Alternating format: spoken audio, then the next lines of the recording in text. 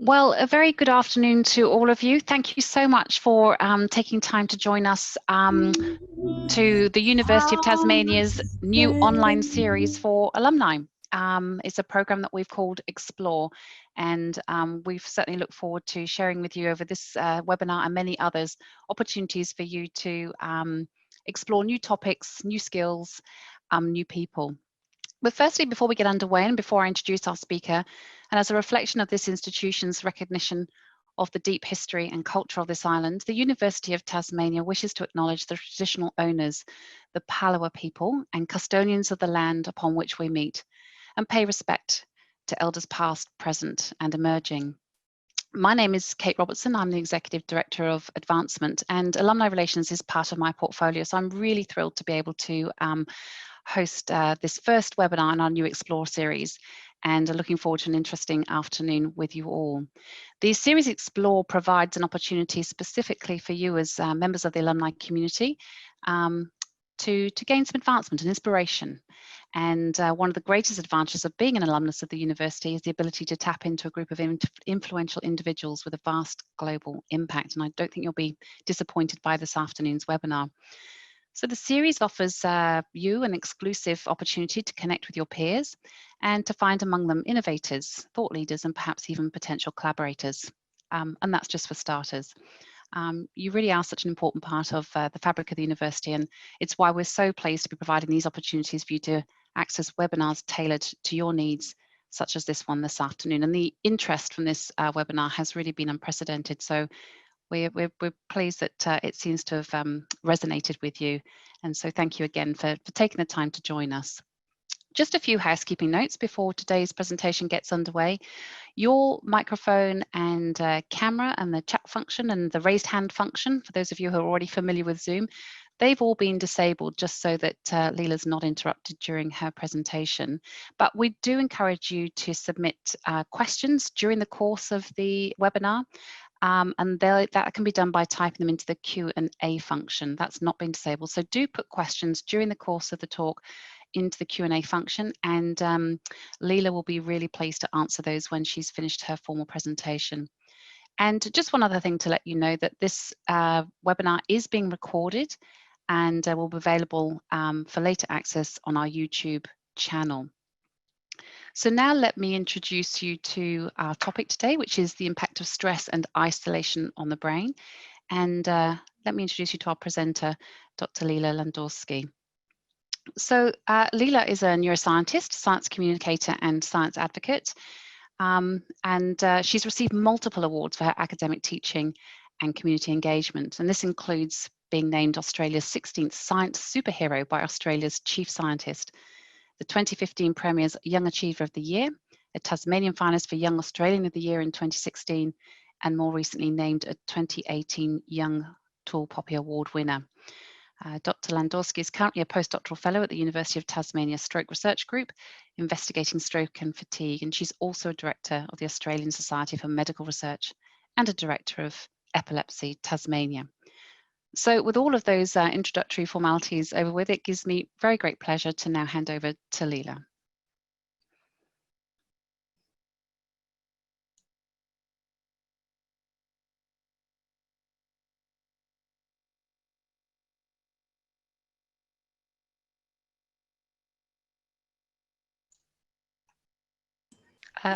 There, we got, great. So many of you might have noticed that as we've been stuck in isolation, things are changing in the way that we're thinking. You mightn't be able to make decisions as clearly. You might be really tired. You might be finding that you are having issues with productivity. Your mental health might have deteriorated. You might be having nightmares. And for some of us, we're having a strange surge in productivity. So I mean, the thing is, it all makes perfect sense if we think about the changes that are happening in the brain as we're isolated. And I'm going to go into that. So I'm going to be exploring in this talk why this is happening and hopefully empower you with some ways in which we can deal with it.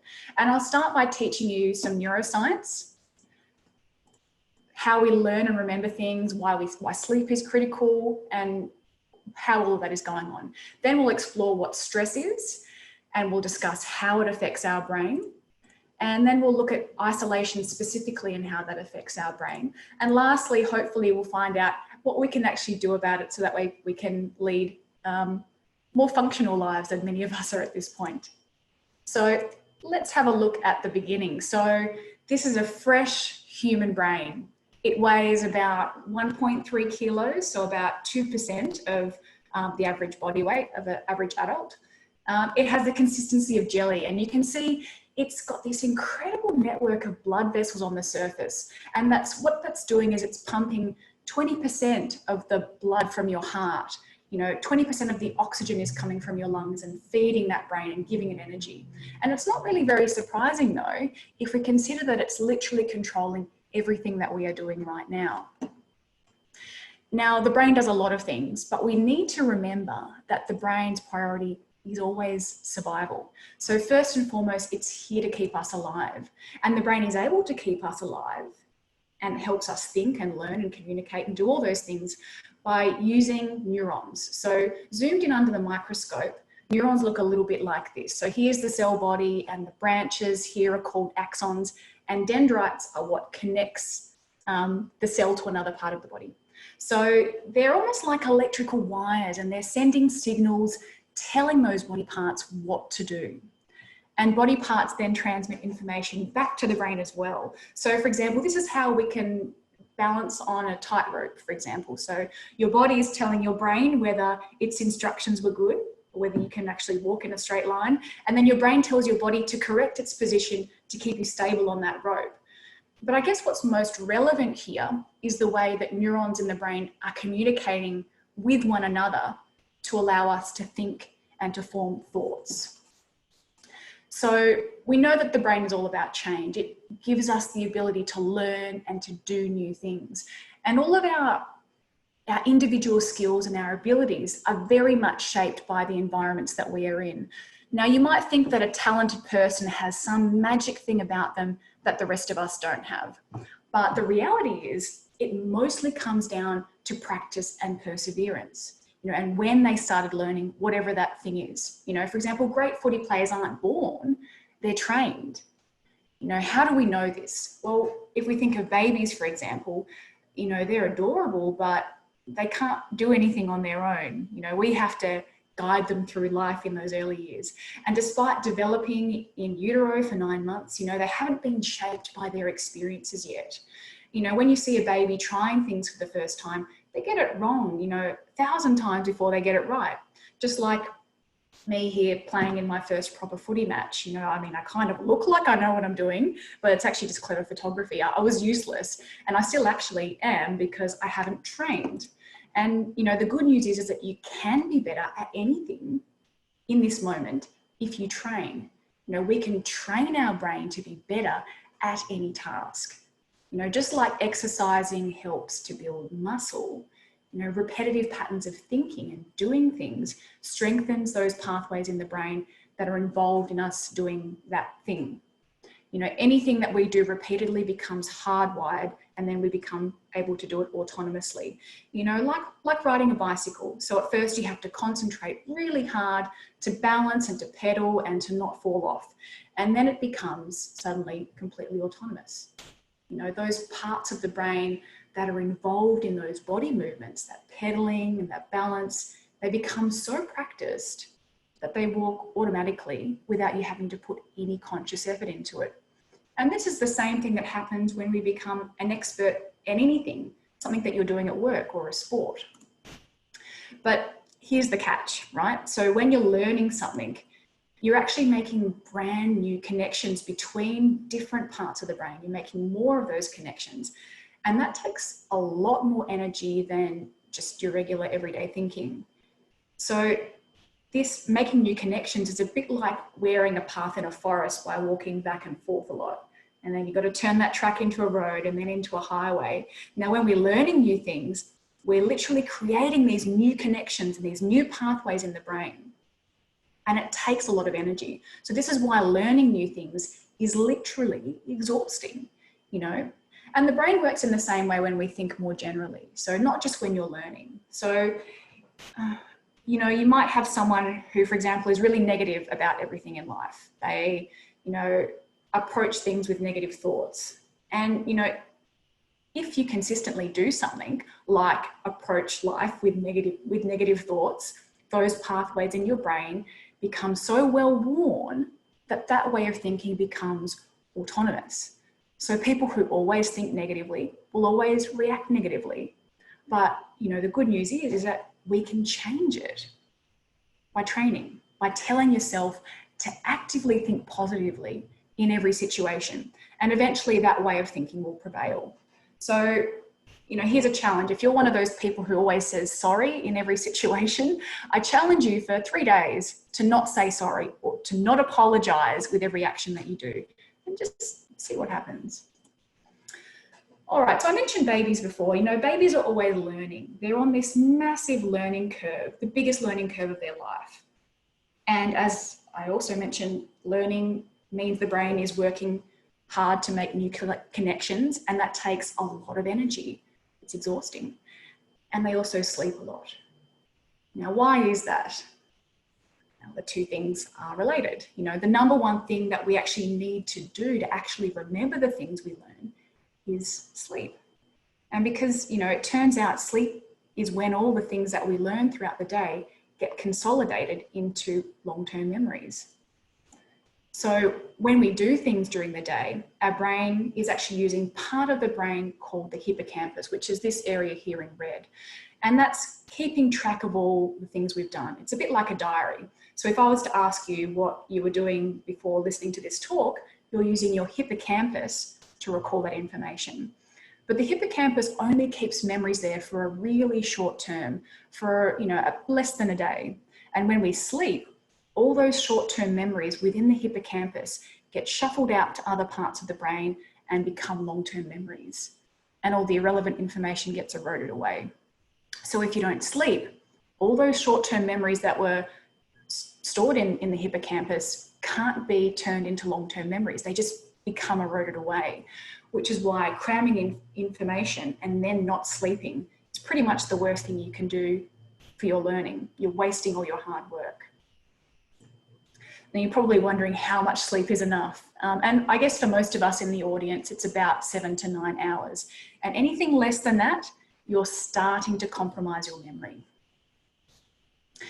Now, as a result of everything that's happened here with COVID-19, some people are describing having strange dreams or having nightmares, you know, or even for the first time, they're remembering their dreams. Or what even are dreams? I guess we can think of dreams as being like a show reel, which is partly things that have happened in our life, which are stitched together in completely made up ways. Now, many of you have probably heard of REM sleep. So REM sleep is the most shallow stage of sleep, and that's where dreaming happens. So if we're looking at this graph here, on the x-axis we've got time, and as you drift into sleep, you go from REM down into deep sleep, back up into REM, down into deep sleep, and so forth, about 5 times in the average night. Now, you are only dreaming in that REM period. So if you wake up during your deep sleep, you're not dreaming, so you won't remember your dreams. Now, if you wake up in your REM sleep, you will remember your dreams, but only for the first couple of minutes. And after the first couple of minutes, if you don't actually actively think about the dream you had or write it down, you won't remember it, which, you know, is actually really important, because then you would, if you remembered all your dreams, you would start to forget what is dream and what is reality. And, you know, things could get really awkward if you thought an inappropriate dream you had about someone you knew was real, because you would forget which is which. Now, a lot of people in isolation are finding that they are sleeping longer and therefore waking up in this REM period, which is why you tend to remember your dreams. Now, a lot of people are describing having nightmares as well, or thinking about having dreams about the past. Now, when in isolation, many of us are living quite a monotonous life. So when the variety of life is not very exciting, our dreams sort of take inspiration from the past, which is why we tend to start thinking about the past in our dreams if life is a bit boring. Another thing that I mentioned was nightmares. And if you are, you know, quite stressed or anxious, you tend to have more stressed and anxious dreams. So I guess nightmares tend to be a reflection of our emotional state. So just to summarize that, if we're sleeping longer, we're more likely to remember our dreams and wake up in that REM stage. If we have a bit of a boring life, we tend to be thinking more about the past in our dreams and using that for inspiration. And if we're more anxious or afraid, we tend to have more bad dreams. Okay, so now you probably know more than 99% of the people do about the brain, which is fantastic. But let's actually talk about stress. You know, what even is stress? You know, stress, it's a feeling that we've all experienced when we've been challenged or overwhelmed. But it's more than just a word or an emotion. You know, stress is a hardwired physical response that travels throughout all of your entire body.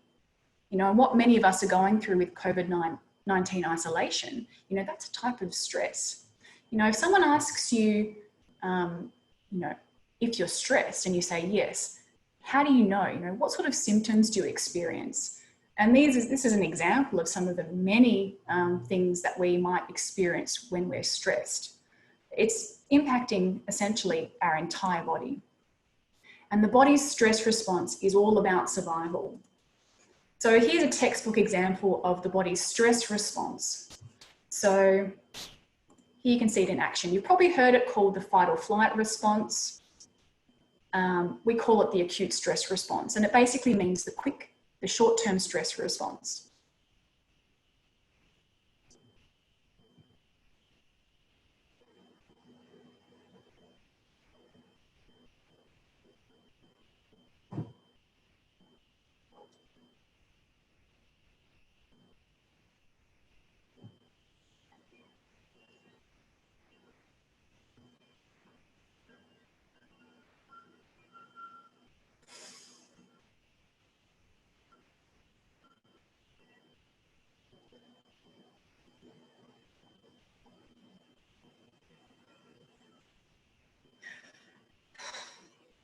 Didn't see that coming. It is just incredible.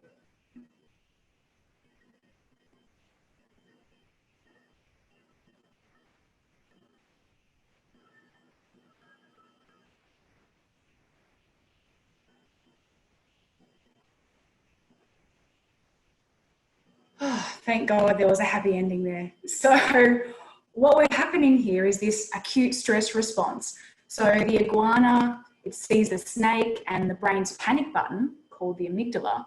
You know, it triggers the body to release the stress hormones like adrenaline, noradrenaline, and then eventually cortisol.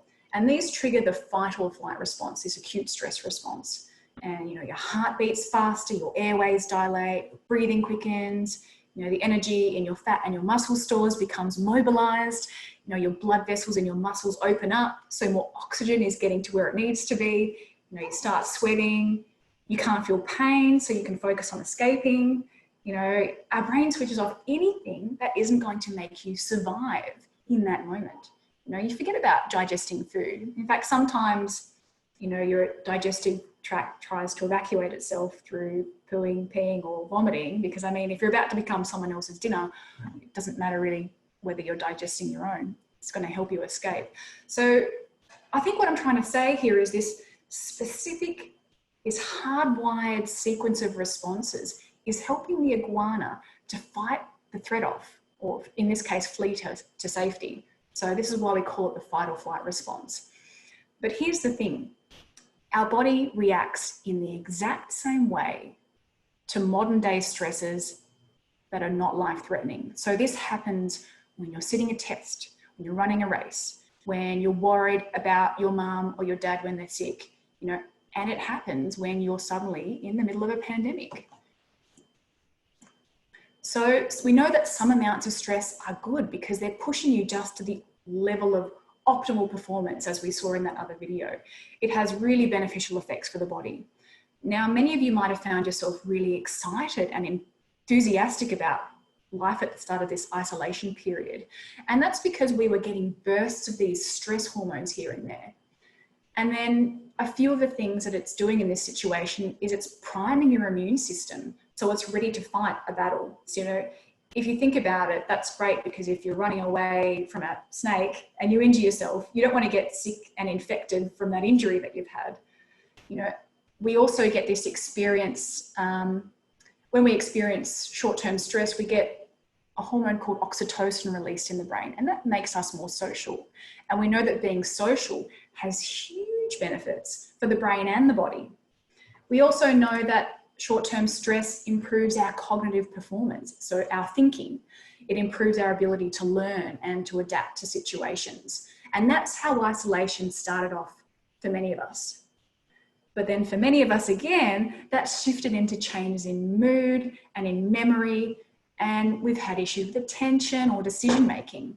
I guess the question is, why does this turn into that? Well, it comes down to long-term stress and how long-term stress affects your brain. So when you become stressed and you can't switch off that response, you develop chronic stress, long-term stress. So maybe the kids are suddenly at home instead of being at school, and you've got ridiculous work pressures on you and you're trying to manage the kids. Maybe you've lost your job and the bills keep coming. You know, maybe you're caring for someone with a severe illness or disability, maybe over many years. Maybe you've got a parent or a sibling with substance abuse issues. Now, over weeks to months, that chronic stress response, it accumulates and it takes a toll on the body. So your body stays in survival mode and it doesn't have time to recover. And remember, survival mode takes a lot of energy. So you end up being more likely to get high blood pressure. Your immune system becomes weaker. Your cells age faster across your entire body, and it's damaging our brain cells. So remember, the brain's priority is survival, but being stressed takes a lot of energy. So maintaining that survival instinct comes at the expense of something.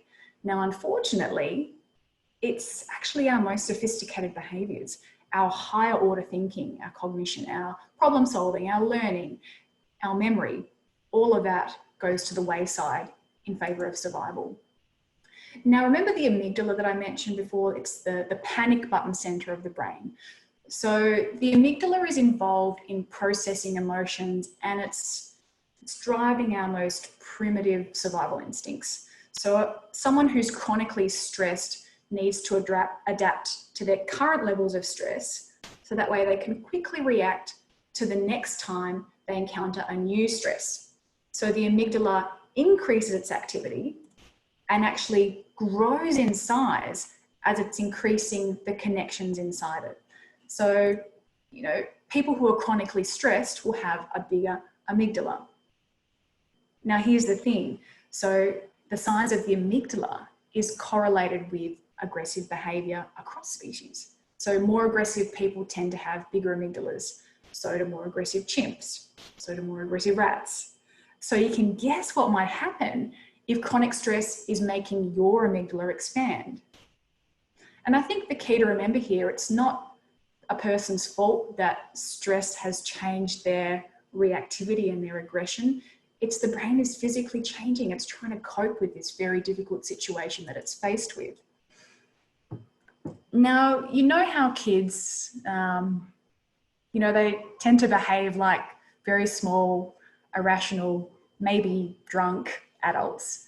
And the reason for that is because the decision-making part of the brain called the prefrontal cortex, it's still developing. It's only just started developing.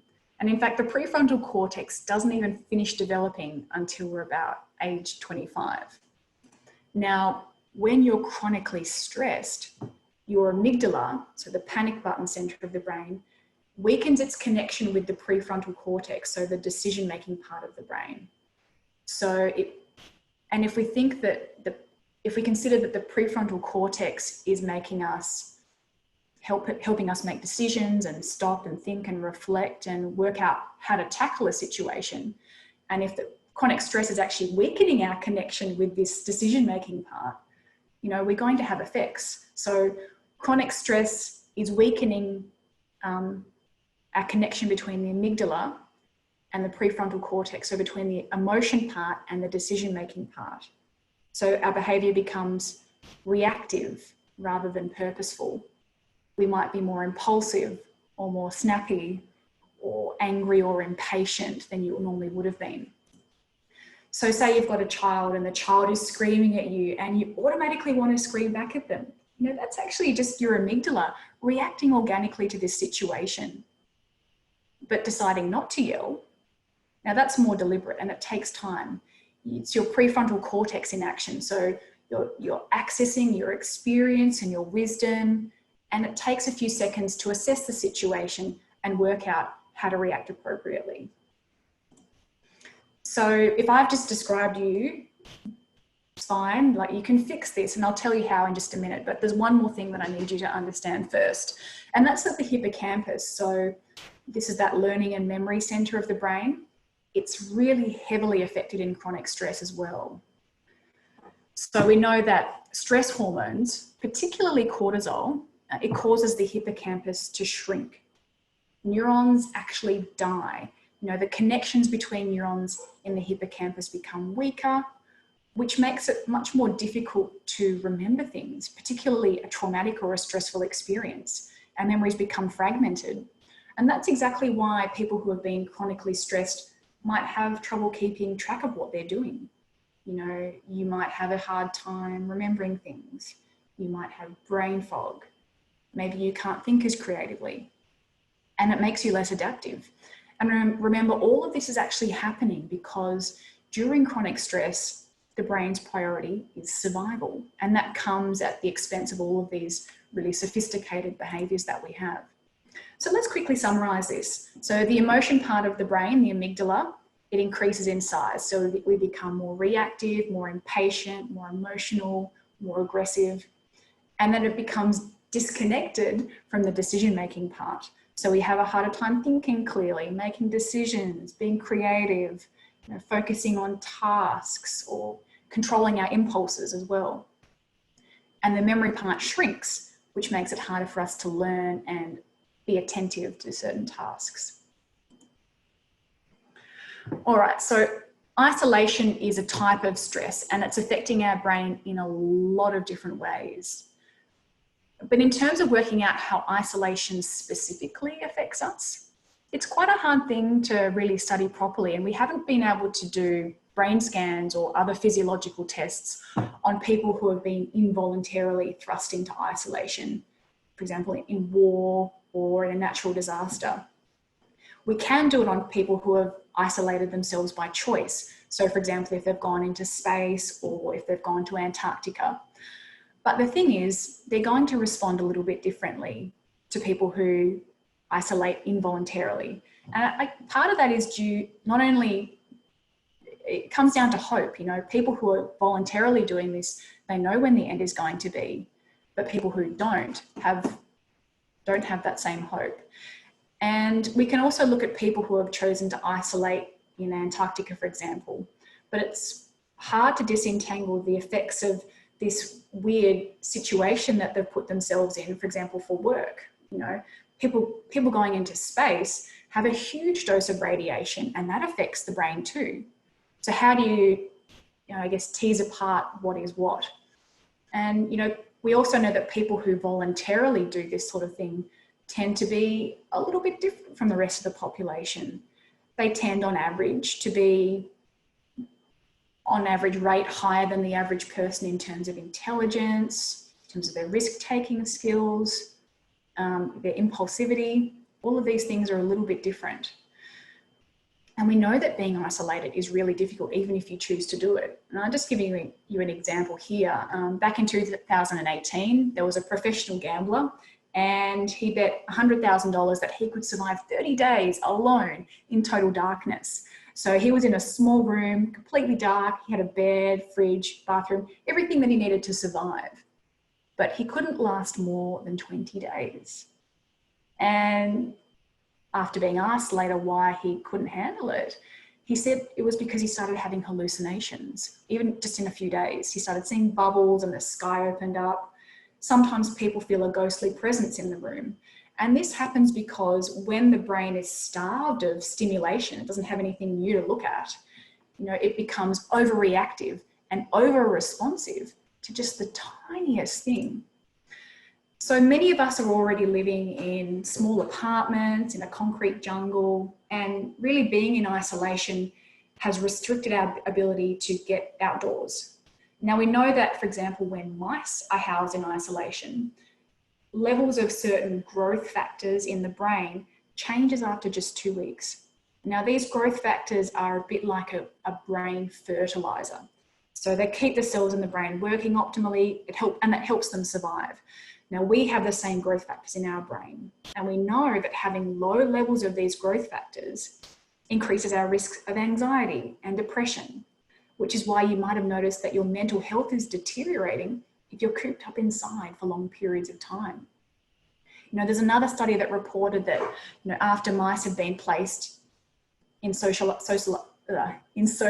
isolation, just after a month of that, the neurons in the sensory part of the brain and in the motor part of the brain, so the parts that's sensing things around you and moving around you, that shrunk by 20% in just 1 month.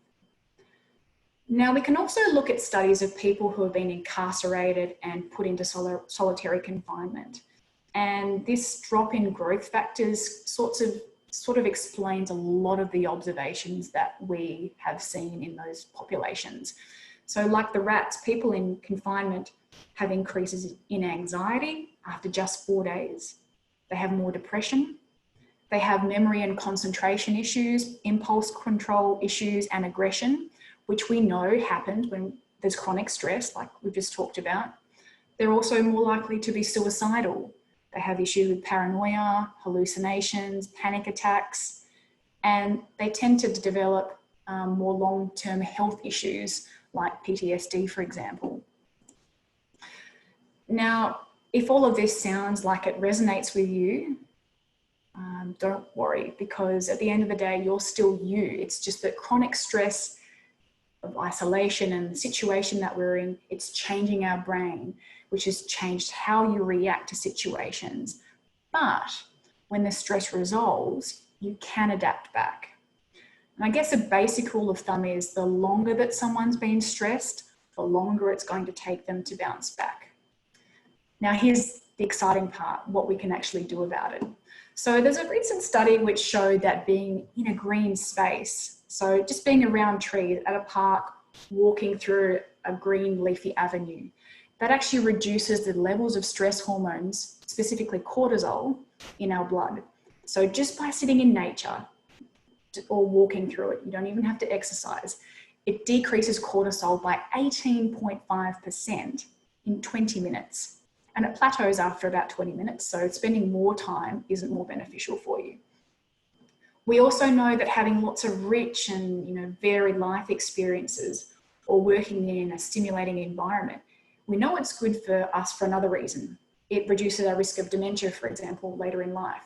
And studies in mice and rats show that one of the reasons why this stimulating environment is so good for us is because it is enhancing the growth of brand new brain cells. Now, we used to think that you had a fixed number of brain cells, a fixed number of neurons, and that they slowly died off as we drank too much or, life got difficult. And it turns out that's not true. So our brain actually has stem cells, and stem cells have the ability to make new brain cells. So in theory, we can stimulate those stem cells and help replenish all those neurons that we lose when we've been under chronic stress. So how else can we encourage our brain to make new neurons? There's a few different ways. So exercise is the most powerful stimulant of new neurons that we know of. So among many other things, we know that exercise increases blood flow to the brain. It raises the levels of those brain fertilizer growth factor compounds as well. We know that exercise reduces the level of those stress hormones, especially cortisol. It also helps release endorphins, which makes you feel good. And lastly, adrenaline. It releases adrenaline, and adrenaline actually increases our attention and our focus. And the science tells us that 10 minutes of exercise improves our focus and our productivity 2 to 4 hours after we do it. So if you're trying to focus on a task, quickly do a little bit of exercise and you'll probably find that you can actually do that task a bit more efficiently. So you're probably wondering, what's the optimum minimum amount of exercise to help us reduce the effects of stress, or sorry, to enhance the growth of these new neurons? Now, the answer is we don't actually know, and it's probably going to be different depending on your genetics and so forth.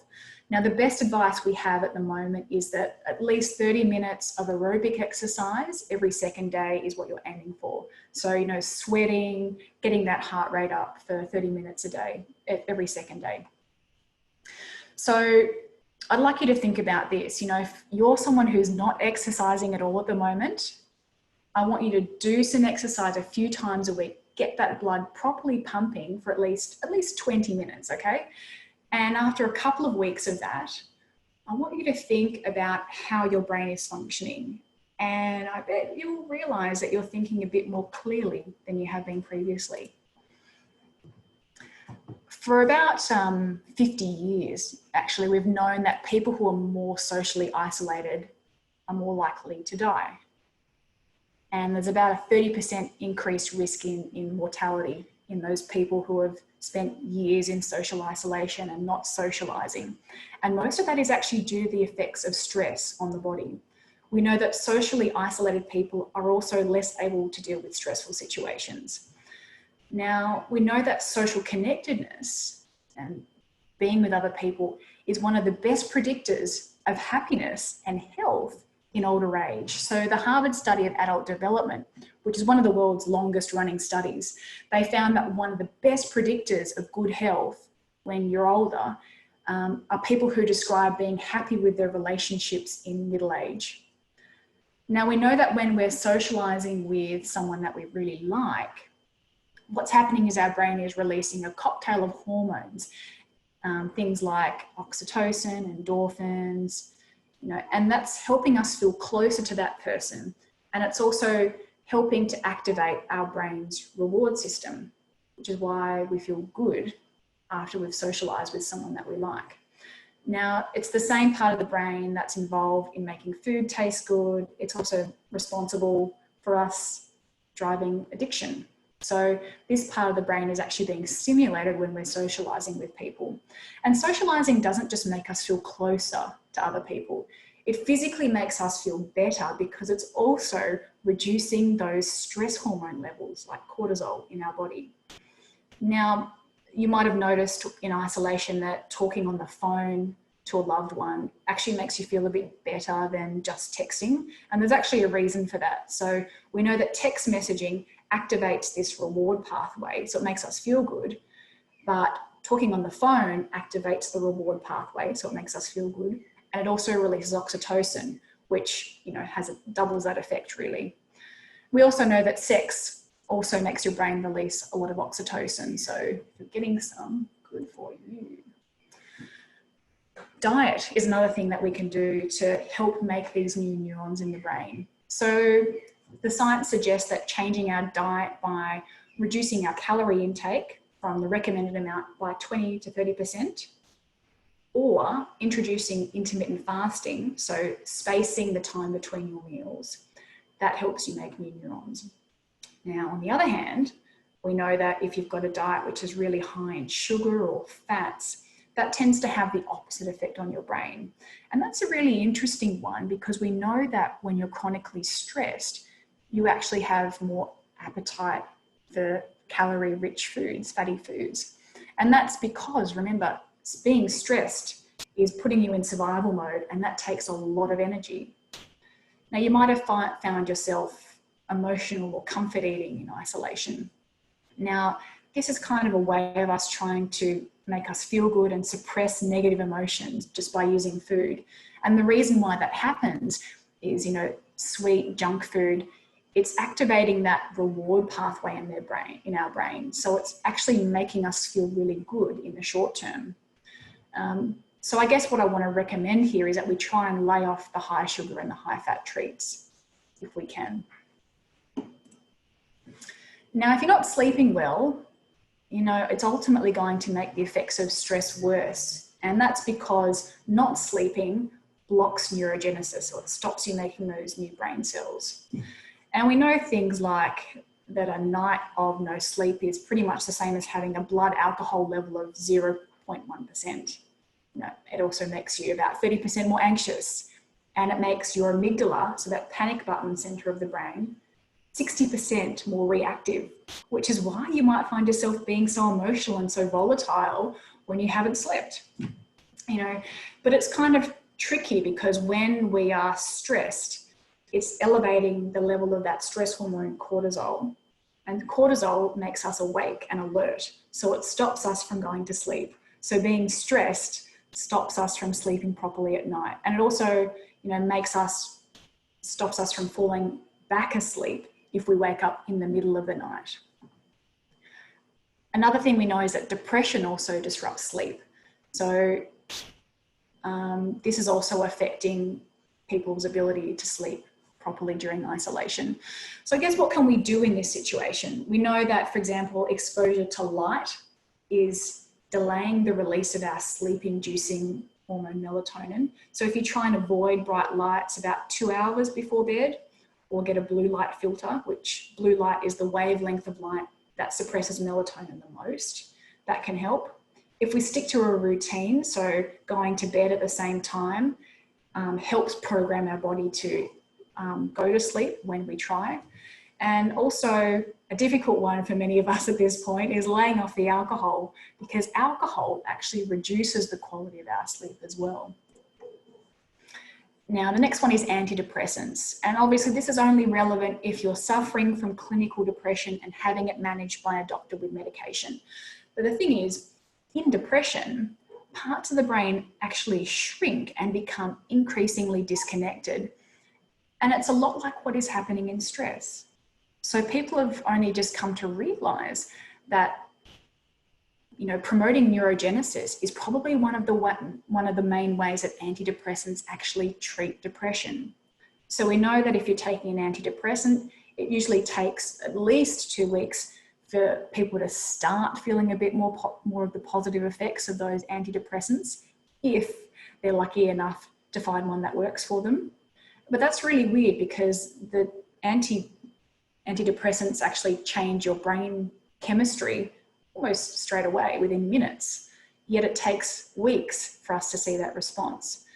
And that is because it takes at least 2 weeks for all these brand new neurons to start getting integrated into the brain.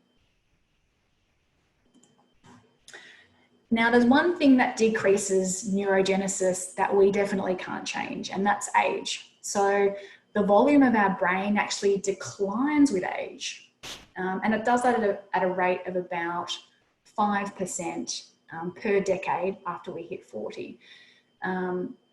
So that's why it might be a bit harder for us as we get older. And it's also why we become more vulnerable to stress-related changes or neurodegenerative diseases like Alzheimer's as we get older as well. Now, we can even change the impact of chronic stress by simply changing the way that we think about it. So just picture when you're stressed and your heart is pounding, you're sweating, your stomach's doing somersaults. We tell ourselves all the time that that's not normal and that we're not coping with the situation. But the thing is, it's actually completely normal, because it's our biological response to stress. It's helping us prime ourselves to perform better. So let me just tell you about a study that made me rethink my whole approach to stress. So this study tracked about 30,000 people in the United States over 8 years. And they started by asking people, how much stress have you had in the last year? And they also asked, do you believe that stress is bad for your health? And then they used public health records to figure out who died. So the bad news is that the people who experienced a lot of stress in the previous year had a 43% increased risk of dying. But that was only true for the people who thought that stress was harmful for their health. Now, we know that people who experience a lot of stress but didn't view stress as harmful weren't more likely to die. In fact, they had the lowest risk of dying of anyone in the study, including people who didn't actually have that much stress in their lives.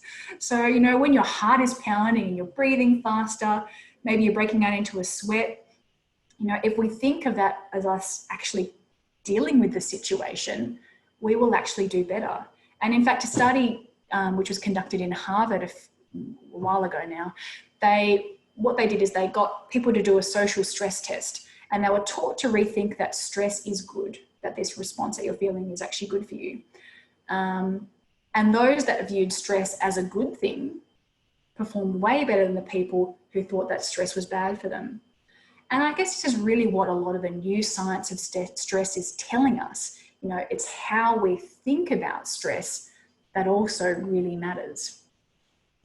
And it's just really surprising to think that all of these solutions we have to our current situation are really accessible and they're simple. You know, sleep and exercise and diet, they're just the pillars of our health.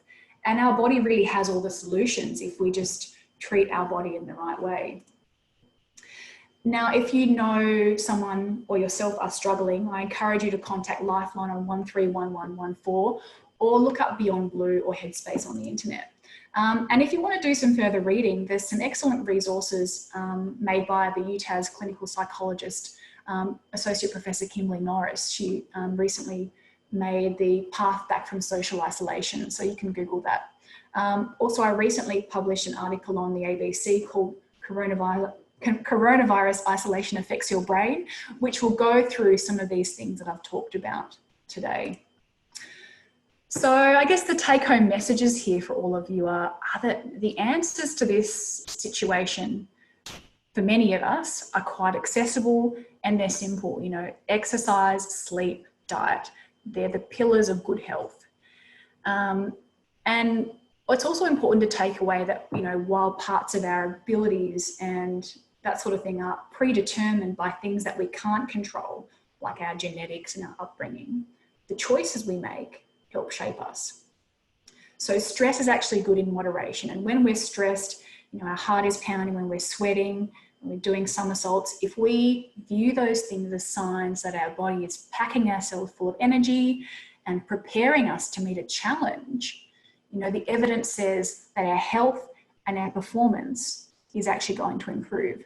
So I might have made you nervous by telling you about all these changes that are happening in the brain in response to stress. But hopefully, I've also made you see that it's normal and it's also reversible if we adopt the right things in our lives. And I guess, you know, at the end of the day, our lives are always going to be filled with the pressures of stress from modern day society, you know, and it's going to cause our brains to change. The life is always going to be filled with these stressful situations, even after COVID-19 passes and is firmly in the rearview vision mirror. And a lot of the time we can't control those situations, but we can control how we respond to them. Have empathy for you and for the people around you. And, you know, if you're thinking about people that you know who are changing, their behavior is changing, maybe share with them today what you've learned about what is happening in the brain to make this happen. You know, if we can embrace stress and understand that it's our body's way of priming us to be our best, I think things will change for us. And that's everything I had for you today. Thank you very much for having me, and I'm looking forward to taking your questions. Thank you, Lila. That was really wonderful. And I think that that people listening to the presentation will have found plenty that was resonating with the experiences we've had. There are a number of questions, and I'm conscious that we only have 10 minutes. Gosh, they've just suddenly bumped up to 12, so we're going to have to move at a fast pace. But Lila, I wonder, I might try and group some of them together because I've had the advantage of being able to look through them, and some of them can quite easily be grouped together. But the first one that someone sent in right when you got started was asking a simple, whether such a simple and assumed chemical action such as making neural pathways, why is that so exhausting? Why does making neural pathways exhaust us? I love that question. And the reason for that is if you think about it, when you're making a new highway, you need lots of fuel and rocks and you need to dig out a trench. When you're learning new things, you're making physical new connections. You're physically adding bits of brain, and that needs all the chemicals and the physical cellular structure. Making new cells takes energy. So those new connections that we're making between cells physically takes energy to produce them. Topic that seems to have got a lot of people who are listening interested is, you talked about the things that we can do, that's kind of the fresh air, the exercise and so forth. Wondering about the effects of virtual responses to that. So virtual meetings, talking to people by Zoom like we're doing now versus actually physically meeting. Presumably that still has some benefits that are better than not doing any of those things at all. So the real human contact is advantageous, but people are asking, how in a virtual world do these things work? Terrific question. I guess you can think of the degrees of contact as stratifying how good it is. So if we're physically in contact with someone, we're going to get more of this oxytocin being released, which is reducing our stress response. Then if we're talking to someone on, I guess, virtually face-to-face, we're still getting a lot of that stimuli. If you're talking to someone and hearing their voice, we know that that's releasing oxytocin, but a little bit less. And then when we're just texting, we're just seeing words, we're not getting any of that oxytocin at all. So we're getting a very clear, I guess, stratification of our physical response, depending on how physical that contact is. Thank you. Another topic which got a couple of people interested was the difference between sort of extroverts and introverts and how this kind of lockdown world affects those. So Lee Arnold in particular was saying that lots of rich and varied experiences reduce stress and the likelihood of dementia. What happens if you're an introvert and prefer not to have lots of those experiences? And the same with extroverts do. Is that problematic, or is that actually quite good for introverts? They're actually better able to cope with these things? I guess it can be very advantageous for introverts, because if you are not seeking that stimulation and it's not so much part of your biological wiring, I could surmise that you're not going to be quite as affected by it. But ultimately, we do need those connections to be allowing us to function at our most optimal. So an introvert might seek engagement with people in a different way, and it might just be texting, for example. It's still social engagement, but it's just kind of in a way that doesn't cause as much anxiety. So I guess it's a way of us, choosing a method of engaging with people that works best with what stresses us out the least. Kirsten Fraser was sort of taking that in a slightly different direction, but was saying, what comes first, social isolation or stress? So does a stressed person have trouble socializing, or does the social isolation cause the stress? So the social isolation definitely causes the stress, but also we know that socializing decreases our I guess the physiological responses to stress. So by socializing with someone, it's reducing these stress hormones in our body. I'm not sure if I've quite answered that question correctly. Well, it probably also comes back to your previous answer, which is it depends what your natural predisposition is, because the question was around whether you does stress cause social isolation or social isolation cause stress. Well, if you actually quite like to be quite isolated, then that's not going to cause a stressful situation. So it really depends how you're wired in the first place, I guess. That's right. That's right. And somebody, Angela Ryan says, what about people who relish solitude? We've talked about that, but do they die younger too? Oh, sorry, I just had an alert on my computer which blocked out the sound. Could you ask that question again? Yes, for those who relish solitude, is it the case that, given some of the science that you shared, is it the case that they are likely to die younger too? So solitude in itself might have a shorter lifespan. Yeah, this is a tricky question, because I guess it comes back to that question around whether you're an introvert and whether you actually are stressed out by being in those situations.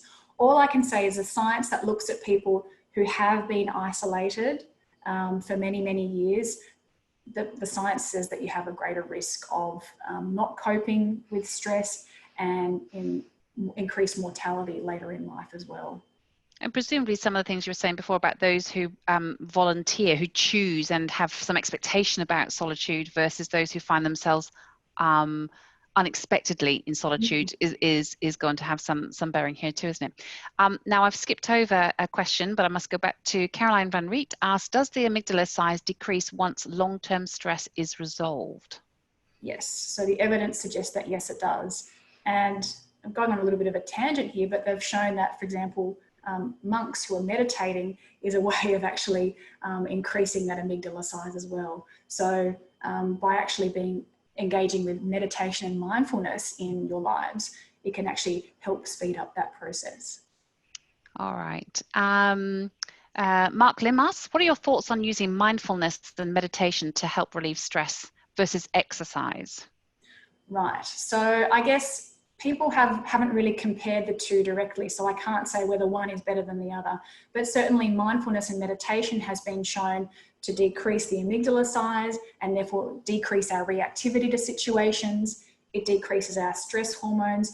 Exercise, on the other hand, seems to have a bigger range of effects. So it decreases our stress hormones, it's releasing endorphins, it's activating our reward pathway. So I guess if you had to choose between one and the other, I would have an inclination to choose exercise over mindfulness and meditation. But balance and having a bit of both, I think, would be the optimum if possible. Okay. Anna, I don't know whether it actually is Anna or Anna has just written her name twice. Your discussion around the isolation during this period has made me think about the elderly in nursing homes, pre-COVID, during COVID and post-COVID. And she's thinking about those sensory and social deprivation and brain-starved versus, sort of stimulation, increasing anxiety, creating aggression, hallucination. So there's been much attention in the public press, rightly so, around the care of the elderly during this process. So has there been a great deal learned through this process, or is it too early to say about how we might treat people in care homes differently from what we've learned through COVID-19? Oh, I think we have so much information that we can take from what we know about being in isolation, and we should be applying it to the aged care system. And the fact that it's not, I think, is a travesty and a point of ignorance by many of us. And there are a lot of new aged care centres which are really looking into addressing this, because it is a significant issue, but it just hasn't really been. We tend not to value our older people as they should be. So I think we need to be addressing that more going forward, for sure. Thank you. There's a couple of questions here that are around sleep. So I might just put them together and say, somebody's asking, Jill Taylor's asking, if you're not sleeping, do you have a view as to whether it's better to take a sleeping tablet or to go without sleep? That's quite extreme in either case, I guess. But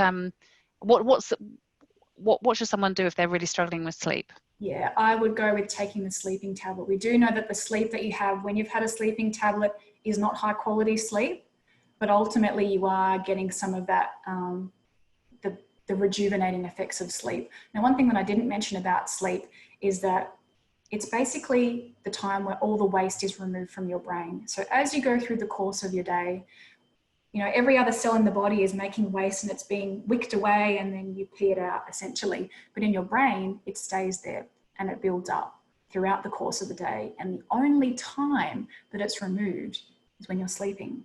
So if you don't sleep, that waste builds up and it stops your brain working effectively. So I would rather, in any case, take artificial sleep than have no sleep. Yeah. And somebody else has asked, they've got a friend who has I would say significantly less sleep, and particularly less than the recommended sleep. So they're wondering about, does that matter really? So somebody who takes has got trained in a way to do with less sleep, so 5 hours a night, versus the recommendation 7 or 9. So presumably, again, this is part of training. If you have learned to live with less and you can still function, then presumably that's okay. I guess you're going to say more is always better, but if they've created a habit around surviving on less. Yeah, I think you're right there, but also just imagine how much better you could be functioning if you had the actual amount that your body needed. Sure, it might have become your new normal to function at that level, but you're really starving your brain of the environment that it needs to function optimally. Thank you, Lila. I'm conscious it's 2 o'clock, and so I'll just finish. I haven't been able to answer everyone, so it's great that so many questions are coming through. But just while we're on the matter of sleep, someone said, thank you. It's amazing. I had trouble sleeping and never thought stress was a good thing until now. But it's the type of stress that's important. And she asks, is there a book that you've written? Oh, a book that I've written? Yeah. No, I haven't written a book yet, but I certainly will look to do that in the future. So there's something for you. Well, look, I'm going to wrap up because it is 2 o'clock in the afternoon. Certainly here in Tasmania, we know we've got people joining from all over the world, but our hour is up. Lila, thank you so much for your presentation, for the time you put into preparing, and for doing a breakneck speed of trying to get through as many questions as we could. As we say, this webinar is available to look at another time. And so if you've got friends who haven't been able to catch up, or if you'd like to go back over the presentation, please do look at that. We've got up on the screen our next lecture, which is with Minnie Dark, who's an alumna and senior lecturer here. And she's going to be talking about the secrets of writing an award-winning novel. Since she herself is an award-winning novelist, it's a very good person to listen to. So that's on Friday, the 10th of July, 1 p.m. here in Tasmania. So once again, thank you, Lila. Thank you to all of you for joining us and for giving up an hour of your time for this, our first Explore webinar as part of our alumni series. Have a great rest of the day, and we look forward to you joining us again for our next webinar on the 10th of July. Thank you all.